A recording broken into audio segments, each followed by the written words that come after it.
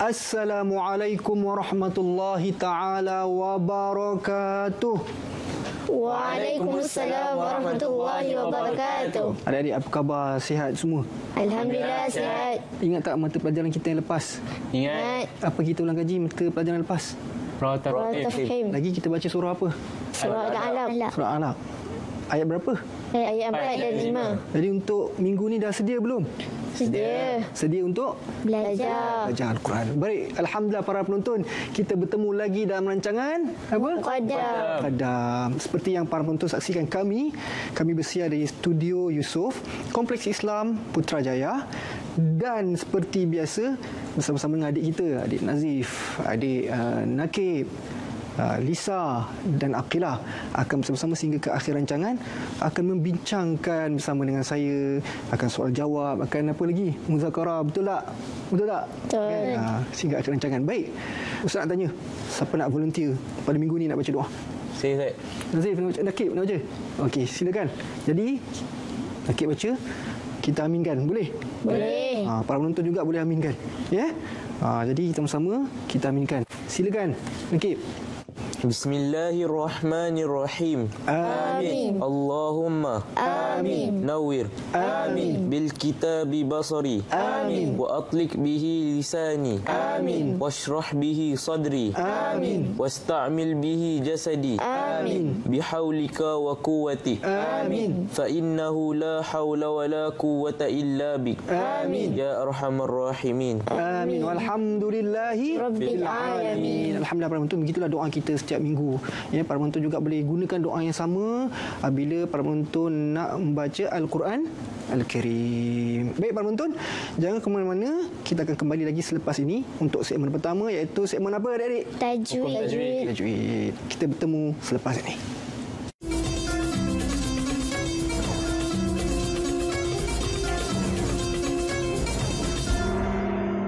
Alhamdulillah para penonton, kita kembali lagi dalam rancangan Muqaddam. Jadi untuk segmen pertama ni adalah segmen tajwid. Jadi seperti yang Ustaz cakapkan tadi, kita akan baca surah Al-Alaq, dan hari ini ayat kita adalah ayat 6, 7 dan 8 dari surah Al-Alaq. Adik-adik di studio dah sedia semua? Sedia. Jadi para penonton juga, saya nasihatkan sediakan buku catatan. Kerana apa? Sebab mungkin kita terlepas pandang ataupun kita terlupa ke nanti. Jadi dengan nota yang kita tulis itu, maka bila kita nak buka balik ayat ni, kita tengok, ada ulang kaji dulu, kita dah buat, kita dah tulis. Maka dia akan secara tak langsung akan memberikan kita ingatkan balik apa yang kita tulis dulu. Ya? Bukankah ada asal mengatakan qayyidul ilma bil kitabah, ikatlah ilmu tu dengan cara Bertulis. Baik. Ayat 6, 7 dan 8 muka surat 597. Kalau kita ada mushaf, ya, para penonton di rumah buka muka surat 597 suratul Alaq. Ya, ayat 6, 7 dan 8. Baik, sama-sama ya. Para penonton dan adik di studio ikut ustaz. Ustaz baca dulu, kemudian ikut ustaz ya. A'udzubillahi minasyaitonirrajim. أعوذ بالله من الشيطان الرجيم. بسم الله الرحمن الرحيم. بسم الله الرحمن الرحيم. كلا إن الإنسان ليطغى. كلا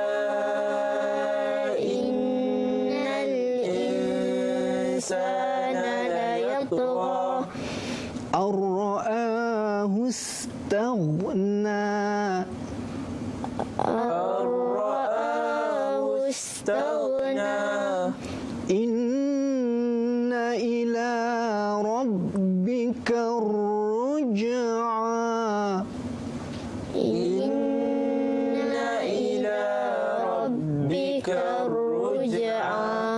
Sadaqallahul azim.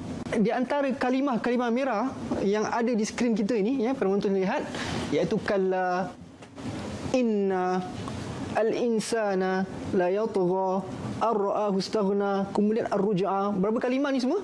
1, 2, 3, 4, 5. Ni sekali lah 6, 7. 7 tempat yang dimerahkan ini ada kesilapan juga yang berlaku. Baik, inilah yang kita nak betulkan. Kalla, lagi sekali, inna al-insana la yatgha ar-ra'a istaghna dan ar-ruj'a. Jadi al-insan dulu kita dah belajar. Ingat tak? Ya. Kita ikhfakan sin kan? Jadi ada lagi hukum yang sama bertemu nun mati bertemu dengan sin. Baik, kita tengok para penonton. Apakah perbincangannya? Ini perbincangannya. Baik. Kalla inna, setiap tanda mat ataupun huruf mat, tanda mat itu bertemu dengan huruf hamzah ya dalam 2 kalimah. Nampak? Tanda mat bertemu dengan huruf apa? Hamzah dalam 1 ke 2 kalimah? 2. Maka hukumnya adalah mad jaiz al-munfasil. Mad apa? Mad jaiz al-munfasil. Jadi tadi ada baca 5, ada baca 4. Boleh ke? Maka hukum mad jaiz al-munfasil dibaca 4 atau 5 harakat boleh. Ya? Ini mengikut kita punya bacaan. Kita boleh baca berapa harakat? 4 atau 5. Pilih. Kalau nak baca satu muka surat tu semua mad jaiz, kita nak baca 4 harakat, baca 4 harakat semua. Kalau nak baca 5, baca 5 harakat semua. Jangan campur-campur. Ada kejap 4, ada kejap 5. Baris pertama baca 4, baris kedua baca 5. Itu tidak ada disiplin dalam hukum mad jaiz al-munfasil secara khususnya dan secara umumnya dalam bidang tajwid, ilmu tajwid. Jangan baca 2. Ini dalam bacaan tarik kita, iaitu tarik Syatibi, maka kita tidak dibenarkan untuk baca mad jaiz berapa harakat? 2 harakat tak dibenarkan. Boleh dibaca berapa harakat? 4 atau 5. Ketika wasal. Wasal tu apa? Sambung. Manakala ketika waqaf baru boleh baca 2 harakat. Itu maksudnya. Baik. Inna.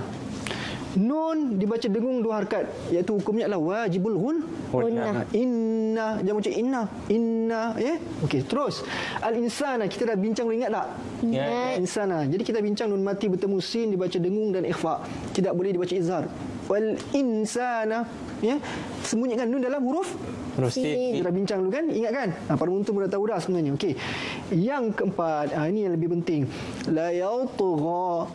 Ta tu terutamanya. Ta. Kemudian diikuti dengan ghain tebal. Ta, para penonton, kita kena lekatkan sikit lidah kita di atas langit. La yatgha. Okey, kita buang qalqalah dulu.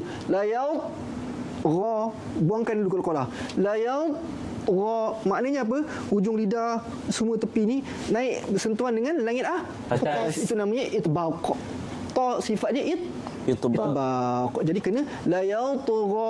Kalau qalqalah la yatgha ya. Ghain pun tebal gha. Jadi huruf ta juga dibaca qalqalah sughra dan ada satu sifatnya itbaq. Qalqalah tu letakkan. Ingat tak kita baca sughra dulu? Jangan kuat. Salah. Ya. La yatgha. Cuba. La yatgha. Alhamdulillah para penonton, begitulah 4 hukum ini yang kita pelajari dan kita muzakarah dan kita bincang. Dan para penonton yang ke mana, kita berhenti berehat seketika. Kita bertemu lagi selepas ini.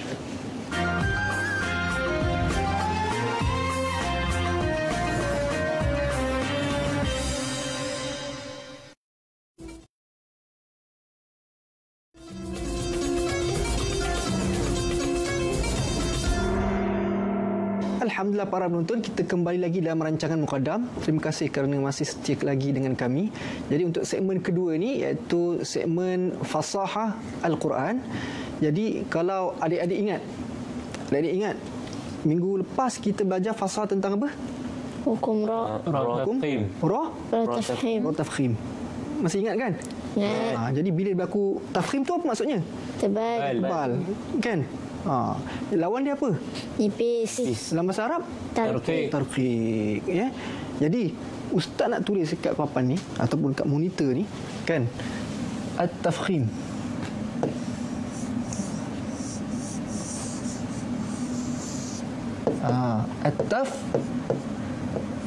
Tafkhim. Satu saja titik dia. Tafkhim. Okey. Baik. At-tafkhim ni, kalau hari itu Ustaz share 3 perkara ra yang baca tebal. Kalau siapa masih ingat? Akilah masih ingat tak? Tafkhim ni. Cuba bagi contoh. Ustaz sebut. Sebut, kemudian tuliskan contoh dia. Boleh tak? Boleh. Okey, pertama. Okey, Ustaz buat dulu. 1, 2, 3. Setiap ruang ni Kila letakkan contoh dia. Boleh tak? Boleh. Ustaz sebut. Okey, contoh pertama. Ra tebal di baris atas. Apa yang sesuai untuk kita letak? Okey, Ramadan. cuba tulis. Tulis perlahan-lahan. Tengok para penonton tengah tengok. Para penonton cuba lihat. Ini contohnya. Bariskan ra tu baris atas. Jadi bacaan dia macam mana? Cuba pandang kamera. Bacaan dia macam mana? Ramadan. Nipis ke tebal? Tebal. Kalau baca Ramadan, betul tak? Salah. Kenapa? Sebab ra? Sebab ra nipis. Ra baca nipis kan? Okey, yang kedua pula. Ustaz nak cakap. Ra ni, dia mati. Tapi sebelum dia baris atas, dia kena tebal juga. Apa contohnya? Cuba tulis.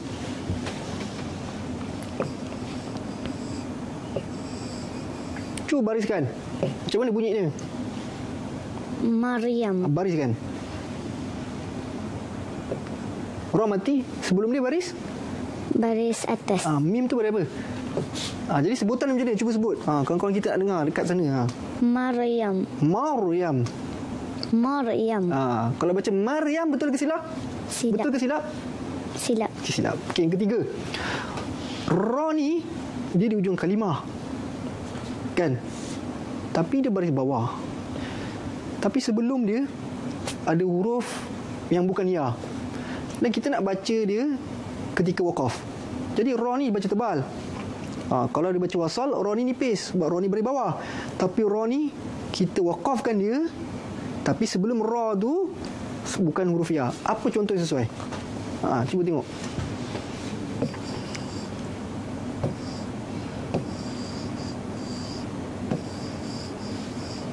Cuba bariskan. Yang ni huruf apa? Yang ni huruf apa? Wow. Wow. Okey, huruf wow. Cantik sikit. Wal asri. Cuba sebut. Wal asr. Kalau bariskan dia dulu. Bariskan dia dulu. Bunyi dia macam mana? Baris bawah. Wal asri. Cuba sebut. Wal asri. Okey, wal asri. Wal asri. Tebal ke nipis ra? Nipis. Nipis. Kalau kita wakafkan? Wal asr. Tebalkan. Wal asr. Cuba. Wal asr. Inilah dia. Ya, para penonton. Okey, silakan duduk Akilah. Ya, terima kasih. Jadi, para penonton, yang pertama Ramadan. Ya. Ramadan. Ra baris atas. Tebal. Yang kedua, Maryam. Maryam. Ra mati. Sebelum ni baris Atas. tebal juga. Dan ketiga, wal asri. Nampak ra ni baris bawah, betul kan? Nipis. Wal asri. Wal asri. Tapi disebabkan kita wakafkan ra ini, ya, wakafkan ra ini walaupun baris bawah, tetapi sebelumnya ada huruf sad yang bukan huruf ya, dan sebelum huruf sad itu berbaris atas, maka secara automatik ra ini juga dibaca dengan Tebal. tafkhim. Baik, ini contoh tafkhim, ya. Minggu lepas kita dah belajar, minggu lepas kita dah ulang kaji. Jadi minggu ni kita nak masuk tajuk baru dalam fasahah, iaitu ra dibaca dengan Tarqiq. Tarqiq ni apa? Nipis. Tarqiq ni nipis. Lawan kepada tarqiq adalah tafkhim. Tarqiq nama lain apa dia? Apa tu? Tashil. Tashil. Bukan tashil yang dalam tajwid tu, Jamiun, bukan itu. Tapi tashil sinonim bagi nama apa? Tarqiq. Tarqiq. Baik, para penonton, kita tengok. Ya, tarqiq ar-ra. Tarqiq ar-ra maksudnya adalah penipisan bunyi huruf ra. Sebelum ni kita dah belajar tebal. Sebenarnya banyak lagi tebal, ya, dalam huruf ra ni. Banyak. Ada 7 ciri atau 8 ciri pada huruf ra. Tapi kita ambil sikit-sikit dulu, ya. Baik.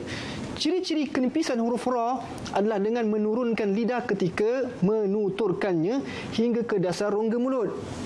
Lidah jangan naik sangat. Ya. Wal asri. Cuba. Wal asri. Cuba naikkan lidah. Wal asri. Tebal. Cuba naikkan lidah. Wal asri. Itu tebal. Salah. Ra sedangkan dia baris Bawah. Nipis. Okey. Jadi apa perlu buat? Lidah jadi turunkan lidah ke dasar rongga mulut. Wal asri. Cuba. Wal asri. Tamam. Bunyinya pula tidak kedengaran menaik ke atas langit. Jangan naik ke atas langit. Jadi apa kalau naik ke atas langit? Tebal. Tetapi ia melandai di sekitar kawasan mulut. Lidah santai saja dia melandai di kawasan mulut. Tamam. Ar-ra al-muraqqaqah ataupun nama lain baginya ra yang dinipiskan. Kalau ra tebal dinamakan apa? Mufakhamah. Ya. Kalau ra nipis muraqqaqah. Baik. Berlaku dalam keadaan berikut. Ra nipis ni ada beberapa keadaannya. Mari kita tengok. Pertama, sekiranya ra berbaris di bawah. Ya. Ra baris di bawah. Nampak tak ra baris bawah? Cuba kita tengok, kita besarkan sikit. Nampak? Ra baris di bawah. Nampak tak? Rijal.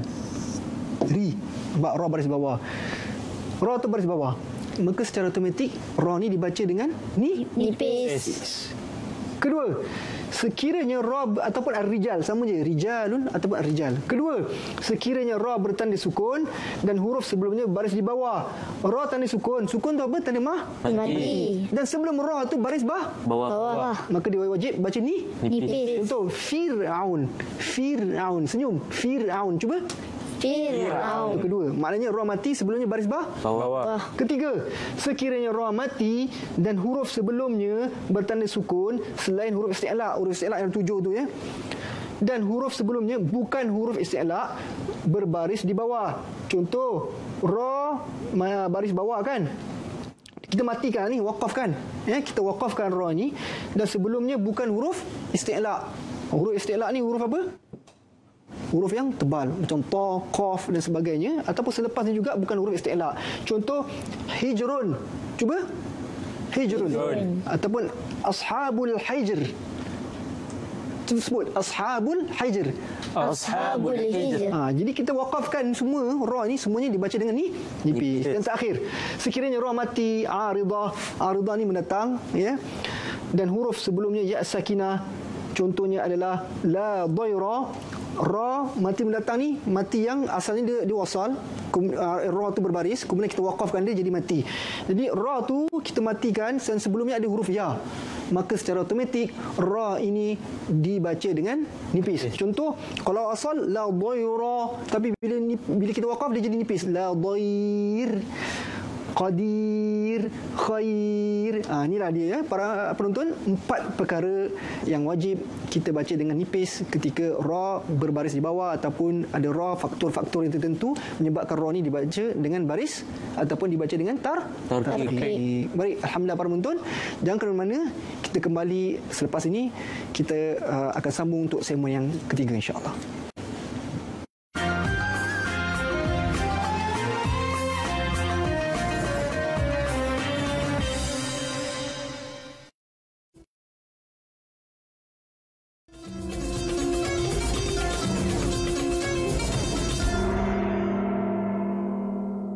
Alhamdulillah para penonton, kita kembali lagi dalam rancangan Muqaddam. Jadi untuk segmen ketiga ni adalah segmen apa adik-adik?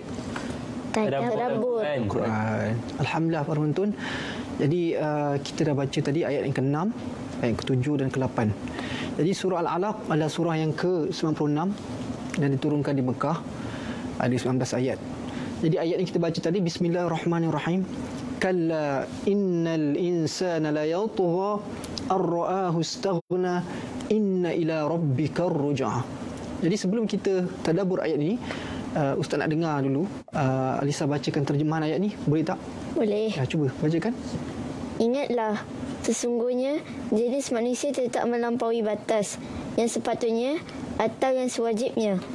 Dengan sebab ia melihat dirinya sudah cukup apa yang dihajatinya. Ingatlah, sesungguhnya kepada Tuhanmu lah tempat kembali untuk menerima balasan. Ya, para penonton. Baik, kita senang atau kita susah, baik seorang itu Muslim ataupun bukan Muslim, baik seorang itu beriman atau tidak beriman, baik dia kaya ataupun miskin, baik dia manusia ataupun bukan manusia, Ini semua adalah makhluk Allah Subhanahu wa taala. Mereka semua ni, kita semua ni, akhirnya semuanya akan kembali kepada Allah Subhanahu wa taala. Inna lillahi wa inna ilaihi raji'un. Sebab itu Allah Taala berfirman dalam ayat ini, inna ila rabbikar ruj'ah. Ya? Inna ila rabbikar ruj'ah. Jadi kita ni manusia, makhluk Allah Subhanahu wa taala, kita semua akan kembali kepada Allah Subhanahu wa taala. Cuma kita bersedia atau tidak bersedia. Jadi kita fokus pada 3 ayat ini. Kalla innal insana la yatgha ar-ra'ahu istaghna inna ila rabbikar ruj'ah. Baik, apa kata Ibnu Katsir dalam membincangkan tafsir ini? Jadi Imam Ibnu Katsir mentafsirkan 3 ayat ini bahawa Allah Subhanahu wa taala menceritakan perihal manusia, bahawa manusia itu adalah makhluk yang mempunyai kesenangan, jahat, angkuh dan melampaui batas apabila ia melihat dirinya telah berkecukupan dan banyak hartanya. Apabila rasa banyak ataupun dah cukup atau dah kaya dan sebagainya, dia akan mula lakukan kejahatan. Akanlah mula lakukan perkara-perkara yang maksiat kepada Allah Subhanahu wa taala dan pelbagai lagi. Kemudian Allah mengancamnya dan memperingatkan kepadanya melalui firman berikutnya. Jadi ingat, apabila kita dah banyak harta, kita angkuh, kita sombong, kita lakukan maksiat kepada Allah SWT, rasa dah serba cukup dan sebagainya, Allah Ta'ala berikan peringatan kepada kita, inna ila rabbikar ruj'ah. Apa dia? Inna ila rabbikar ruj'ah. Apa maksudnya? Sesungguhnya hanya kepada Tuhanmu lah kembali. Maknanya inna lillahi wa inna ilaihi raji'un. Kepada Allah Ta'ala kita akan, daripada Allah kita datang, dan kepada Allah juga kita akan kembali. Inna ila rabbikar ruj'ah. Jadi sekaya mana pun, sehebat mana pun kamu, secukup mana pun kamu, sekaya mana pun kamu, baik senang ke susah dan sebagainya, kita akan semuanya akan kembali kepada Allah Subhanahu wa taala. Cuma fokus kepada ayat ini adalah mereka yang angkuh dan sombong apabila mereka rasa cukup dengan harta yang mereka ada. Apa kata Ibnu Katsir dalam ayat ini? Yakni ayat inna ila rabbikar ruj'ah. Apa katanya? Yakni hanya kepada Allah lah kamu kembali dan berpulang. Lalu dia akan mengadakan perhitungan terhadap hartamu. Dari manakah kamu menghasilkan dan ke manakah kamu belanjakan. Inna ila rabbikar ruj'ah. Baik, apa katanya lagi? Beliau menukilkan satu hadis daripada Abdullah bin Mas'ud radhiyallahu taala anhu, di mana beliau mengatakan bahawa ada 2 orang yang haus dan tidak pernah merasa kenyang. Ya, ada 2 kelompok kumpulan yang merasa haus dan tidak pernah merasa kenyang. Iaitu yang pertama, orang yang berilmu dan orang yang memiliki harta. Tetapi keduanya tidak sama. Ini Abdullah bin Mas'ud ungkapkan. Adapun orang yang berilmu, maka bertambahlah redha Tuhan yang Maha Pemurah kepadanya. Orang menuntut ilmu ni tidak akan rasa puas. Ya, para penuntut tak akan rasa puas. Kalau dia ikhlas kerana Allah SWT menuntut ilmu, sikit macam mana pun disanggup pergi. Ya, kerana tak puas untuk menuntut ilmu. Itu tandanya redha Allah kepada beliau. Adapun orang yang berharta, maka dia makin tenggelam di dalam kesesatannya. Kerana apa? Kerana sikap melampaui batasnya. Jadi ini peringatan Allah SWT. Abdullah bin Mas'ud mengingatkan juga, makin banyak kita kumpul harta, makin kita angkuh, makin kita banyak melakukan maksiat, maka orang ini melampaui batas. Jadi berbeza dengan orang makin banyak harta tapi diinfakkan, itu berbeza. Tapi ini adalah ayat yang dikhususkan kepada mereka. Baik, apa kata lagi? Hal yang semakna telah diriwayatkan pula secara marfu' sampai kepada Rasulullah SAW, iaitu man humani la yashba'ani talibu ilmin wa talibu dunya. Ada 2 golongan orang yang rakus, selalu tidak merasa kenyang, iaitu penuntut ilmu dan pemburu dunia. Beginilah tafsir Ibnu Katsir seperti mana yang tertulis dalam kitabnya. Ya, para penonton, kita harap kita dapat mengambil pengajaran daripada ayat ini, inna ila rabbika ruj'ah. Alhamdulillah, ya para penonton. Jadi seperti mana yang kita biasa selalu akhiri muzakarah kita ataupun kita punya perbincangan berkaitan tentang Quran ini. Jadi adik-adik ingat tak bacaan kita? Qasidah kita? Apa dia? Kalam dimulai. Malu sama sama-sama ikut ustaz dan para penonton juga. boleh ikut saya, dan semoga ini menjadi wasilah kepada doa dan amalan kita supaya Allah Ta'ala terima, ya, khususnya dalam bidang Al-Quran. Kita bersama ikut saya, ya.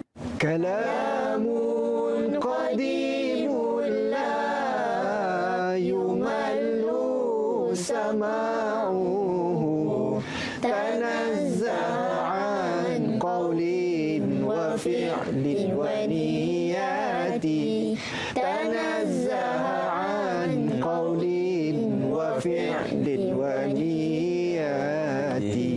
Sekian saja. Wassalamualaikum warahmatullahi taala wabarakatuh.